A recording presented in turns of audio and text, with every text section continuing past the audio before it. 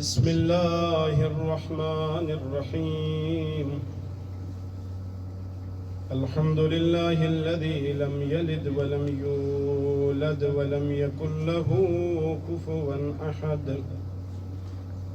والصلاة والسلام والتحية والإكرام على سيدنا ونبينا وطبيب نفوسنا وحبيب قلوبنا أبي الزهراء محمد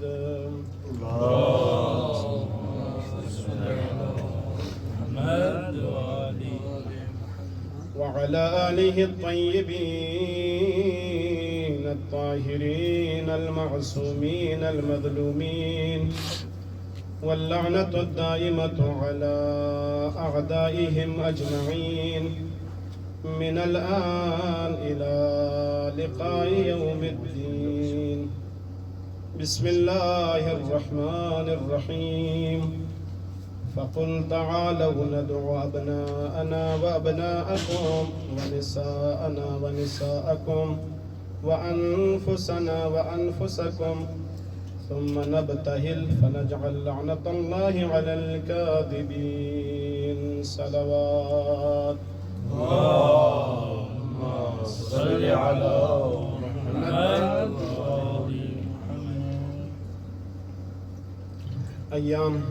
ایام عزا مقام نجف اشرف امیر المومنین علیہ السلام کی جوار میں شہدائے کربلا کی تعزیت پیش کرنے کے لیے ہم سب یہاں پر جمع ہوئے ہیں. گزشتہ ایام میں علماء کرام نے اپنے بہترین علمی سرمایہ کا اظہار کیا اور شہدائے کربلا کے لیے خراج عقیدت و تحسین پیش کیا. تو اسی سلسلے کو آگے بڑھاتے ہوئے چند نکات آپ کی خدمت اقدس میں پیش کروں گا. جس آیت مبارکہ کو عنوان سخن قرار دیا ہے، قرآن مجید کی مشہور و معروف آیت مباہلہ. مباہلہ پڑھنا میرا موضوع نہیں ہے، لیکن اس آیت میں جو شاہد مثال ہے وہ یہ ہے کہ کائنات میں خلقت انسان کے ساتھ ساتھ محاذ جنگ اور حرب کا سلسلہ بھی شروع ہوا ہے. حضرت آدم اس زمین پر آنے سے پہلے ابلیس کے ساتھ ان کا مقابلہ ہوا. زمین کے پر آنے کے بعد آدم کی اولاد کے آپس میں حابیل و قابیل کی جنگ، پھر حضرت نوح اور ان کی قوم کی آپس میں لڑائی، حضرت ابراہیم اور نمرود کی جنگ، موسیٰ اور فرعون کی جنگ، عیسیٰ اور اس وقت کے یہودیوں کی جنگ، محمد مصطفیٰ اور شجرہ خبیثہ کی جنگ، اور حسین اور یزید کی جنگ، اور قیامت تک حسینیت اور یزیدیت کی جنگ. یہ سلسلہ تو رہنا ہی ہے. آیت مباہلہ نے عرفی جنگ کے علاوہ ایک اور جنگ، ایک اور محاذ کی طرف اشارہ کیا. وہ محاذ ہے معنوی محاذ. ایک مادی جنگ ہوتی ہے اور ایک معنوی جنگ ہوتی ہے. مادی اور لشکری اور فوجی جنگ میں اسلحے کی ضرورت ہوتی ہے، جوانوں کی ضرورت ہوتی ہے، ٹینک اور میزائل اور بڑے بڑے بہترین قسم کے لڑاکا طیاروں کی ضرورت ہوتی ہے، میزائل کی ضرورت ہوتی ہے. لیکن معنوی جنگ کے لیے اخلاص کی ضرورت ہوتی ہے. معنوی جنگ کے لیے تزکیہ نفس کی ضرورت ہوتی ہے. معنوی جنگ کے لیے طہارت و پاکیزگی کی ضرورت ہوتی ہے. معنوی جنگ کے لیے شجاعت و ایثار و قربانی کی ضرورت ہوتی ہے. اب مباہلہ یہ ایک مادی جنگ نہیں ہے بلکہ معنوی جنگ ہے. اس لیے کہ معنوی جنگ میں شرط نہیں ہے کہ وہ اسلحہ سے لیس ہو. معنوی میں شرط یہ ہے کہ اس نے زندگی میں کبھی کسی کو دھوکہ نہ دیا. معنوی جنگ میں شرط یہ ہے کہ وہ مقام عصمت پر فائز ہو، معنوی جنگ میں شرط یہ ہے کہ وہ اللہ کی طرف سے ہادی ہو۔ اور قرآن کی اس آیت میں قُلْ تَعَالَوْا نَدْعُ أَبْنَاءَنَا، اور ادھر سے حدیث بھی موجود ہے، انا و علی ابوا هذه الامہ، میں محمد اور علی اس امت کے باپ ہے، والد ہے۔ دعوت پوری امت کو ہے، لیکن امت میں خواتین میں سے اگر معنوی جنگ لڑنے کے قابل ہے تو فاطمہ الزہرا کی ذات ہے، بچوں میں سے اگر قابل ہے تو حسن و حسین کی ذوات اقدسہ ہے، اور مردوں میں سے، جوانوں میں سے کسی میں اگر یہ خوبی ہے تو وہ ذات امیر المومنین علیہ السلام ہے۔ ایک دفعہ مل کے صلوات پڑھیے محمد و آل محمد پر۔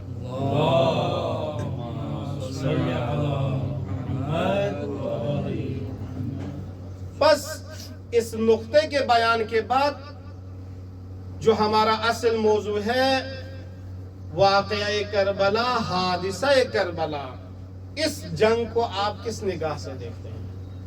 علماء ہے، طلبہ ہے، اور طالب علم کا کام یہی ہے کہ وہ جہاں سے بھی حکمت کے نکات ملے، جواہر ملے، وہاں سے اخذ کریں۔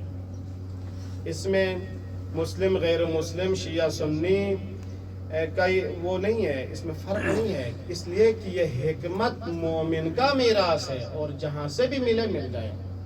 واقعہ کربلا کس قسم کی جنگ ہے؟ آیا یہ مادی جنگ ہے کہ جس میں پہلوانوں کی ضرورت ہو؟ آیا یہ فقط معنوی جنگ ہے؟ تو اس کو آپ بہتر الفاظ میں اس طرح تعبیر کر سکتے ہیں، واقعہ کربلا نہ اقتدار کی جنگ ہے، نہ فوجی جنگ ہے، بلکہ اقدار کی جنگ ہے۔ واقعہ کربلا اقدار کی جنگ ہے، اور اسلام میں اہم ترین اقدار میں سے اہم ترین قدر ولایت محمد و آل محمد ہے۔ اہم ترین قدر وحی الہی ہے، اہم ترین قدر آسمانی خبر ہے۔ اسی لیے امام حسین علیہ السلام کی اس تحریک میں جب سے امام نے مدینہ سے خروج کیا ہے، مختلف شخصیات کے مختلف مشورے آپ کو نظر آئیں گے۔ مثلا ابن عباس کا مشورہ کیا تھا، محمد بن حنفیہ کا کیا مشورہ تھا؟ محمد بن حنفیہ نے مشورہ دیا، فرزند زہرا، ایک تو آپ مکہ میں بیٹھے، تو مولا نے فرمایا کہ میرے بھائی مجھے آپ سے بہت محبت ہے، لیکن یزید حرمت کعبہ کو پامال کرے گا، اور حسین نہیں چاہتا کہ حاجیوں کے لباس میں وہ آئے ہوئے چھپے ہوئے قاتلوں کو حسین یہاں پر اپنے آپ کو شہید کرنے دے نہ، لیکن آپ کا مشورہ اچھا ہے، میں اس پر سوچوں گا۔ دوسرے دن جب حسین کا کارواں مکہ سے تیار ہوئے، محمد بن حنفیہ آگے بڑھے، دوڑ کر آئے، کہا فرزند زہرا، آپ نے کہا تھا میرے مشورے پر غور کریں گے، لیکن آج تو آپ جا رہے ہیں۔ تو پیغمبر فرزند زہرا نے کیا فرمایا؟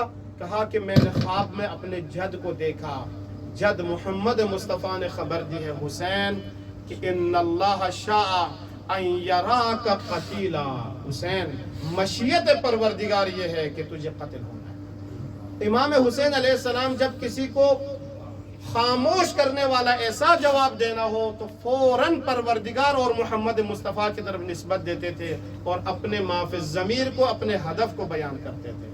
تو محمد حنفیہ نے کہا اگر آپ نے کربلا ہی جانا ہے، کوفہ کی طرف ہی سفر کرنا ہے، تو ان رسول زادیوں کو کیوں لے کے جا رہے ہیں؟ تو فرمایا ان اللہ شاء ان یراہن سبایا، کہ خدا چاہتا ہے کہ آل محمد کی خواتین کو اسیر دیکھے۔ جس جنگ میں خواتین ہوں، جس جنگ میں بچے ہوں، جس جنگ میں اسلحہ اٹھانے والے نہ ہوں، جس جنگ میں ایسے بزرگ ہو۔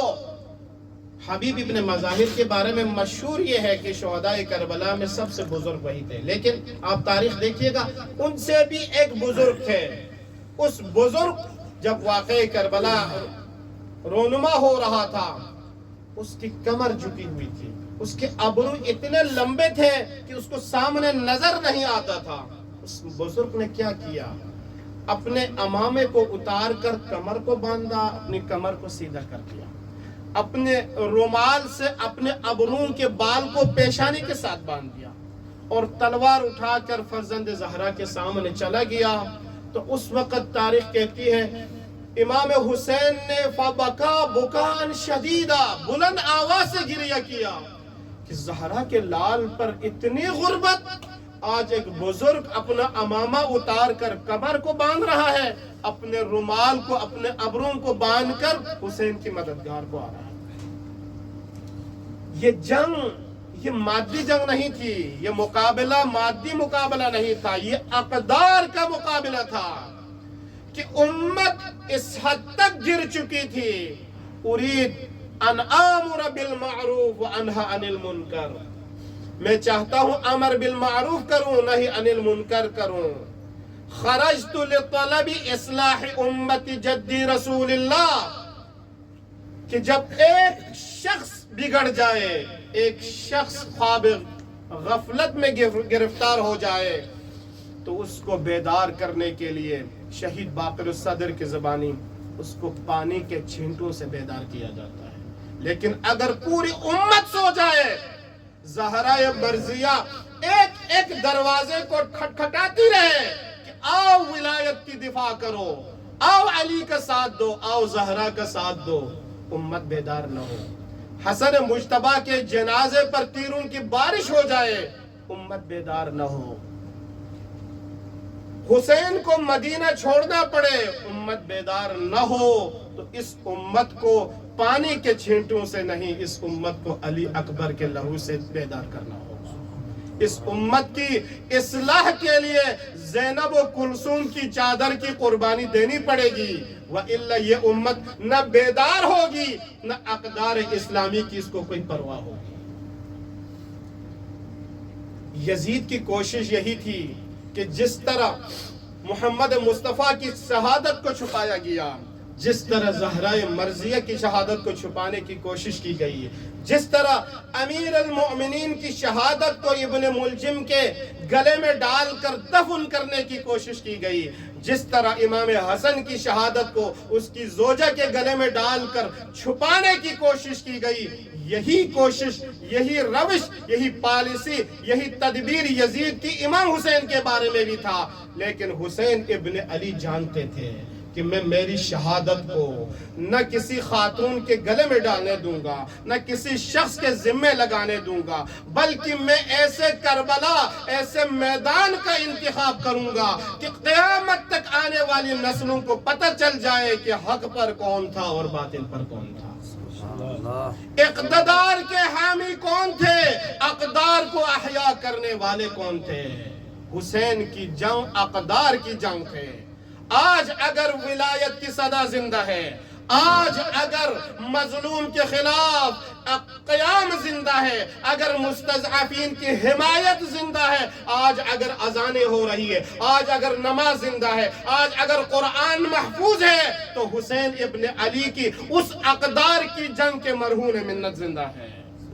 اگر حسین کی یہ جنگ نہ ہوتی تو اقدار اسلامی، اقدار انسانی آج معاشرے میں ہمیں نظر نہیں آتے.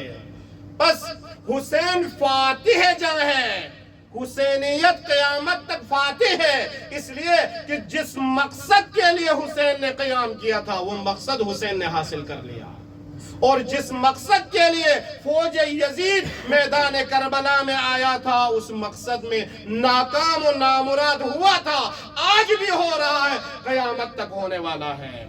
اس لیے کہ حسین ابن علی نے اپنی پاکیزہ زبان سے اقرار کیا تھا کہ مثلی لا یبایع مثلا. اب حسین جیسا تو کوئی ہو نہیں سکتا نا، حسین جیسا فقط 14 ہو سکتے ہیں، مہدی تک ہو سکتے ہیں، اس لیے کہ یہ بھی معصوم ہے، وہ بھی معصوم ہے، یہ بھی وہی بات کرتے ہیں، وہ بھی وہی بات کرتے ہیں. لیکن مثلی لا یبایع مثلا کا ایک معنی یہ ہے کہ جس مکتب کے احیاء کے لیے میں نکلا ہوں، قیامت تک جو بھی الہی اقدار کی حفاظت و احیاء کے لیے نکلے گا وہ اس زمانے کے یزید کے سامنے کبھی سر تسلیم خم نہیں کرے گا. اور سلام و درود ہو وقت کے حسینی سردار رہبر معظم پر، جس نے اس حدیث کو تطبیق کر کے آپ اور میری سامنے اس کا مصداق قائم کر دیا کہ یزیدیت چاہے جتنی ٹیکنالوجی میں آگے جائے، حسینیت کبھی بھی یزیدیت کے سامنے سر تسلیم خم نہیں کرے گی۔ آج کے دور میں مثلی لا یبایع مثلا، میرے مکتب کے پیروکار جو بھی میرے مثل ہوگا، جو بھی توحید کے پیروکار ہوگا، جو بھی ولایت کے پیروکار ہوگا، جو بھی امامت کے وارث و مددگار ہوگا، وہ قیامت تک یزید جیسوں کی بیعت نہیں کرے گا۔ کون حسین؟ جس حسین کو پیغمبر گرامی نے کاندھوں پر پشت پر اٹھا کر دکھایا تھا، ھذا حسین فاعرفوہ، یہ حسین ہے، اس کو پہچانو۔ ان الحسن والحسین سیدا شباب اہل الجنہ، جنت کے مشتاقو، جنت کے دعویدارو، تم اگر جنت میں جانا چاہتے ہو تو جنت کے سردار تو حسن و حسین ہے۔ بس میں آپ کی زحمت تمام کرنا چاہتا ہوں۔ جنگ کی اصول ہے کہ جنگ میں ابھی بھی آپ نے امریکہ اسرائیل کی جنگ میں اگر مشاہدہ کیا ہو تو ایران اور اسرائیل کی جنگ میں ایران نے مختلف طریقوں سے جنگی ایسی تدبیر استعمال کیا کہ چھوٹے میزائل پہلے استعمال کیے اور ہدف تک پہنچانے کے لیے بعد میں بڑے اور مؤثر اسلحے کا استعمال ہوا۔ کربلا کا نقشہ بھی ایسا ہی ہے۔ حسین کے دامن میں پروردگار نے اقدار کی احیاء کے لیے، دین کی بقا کے لیے جتنے اسلحے